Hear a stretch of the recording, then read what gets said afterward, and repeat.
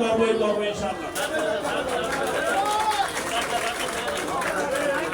আমরা সেটা বিচার করবই করবো, এটাই আমরা বলছি। এই সামনে বিশেষ করে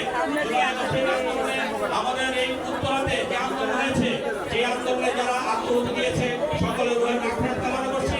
আজকে আমি এখানে যিনি আছেন হুজুরকে এবং আমাদের দোয়া অনুষ্ঠানে আমরা তাদেরকে সামিল করবো যারা আত্মহত্যা দিনে বিএনপি রাজনীতি করতে গিয়ে যারা জেল খেটেছেন, অন্যায়ভাবে যাদের বিরুদ্ধে সাজা দেওয়া হয়েছে, যারা গুম হয়েছে, খুন হয়েছে, প্রতিটা পরিবারের মধ্যে আমরা সমবেদনা জানাচ্ছি।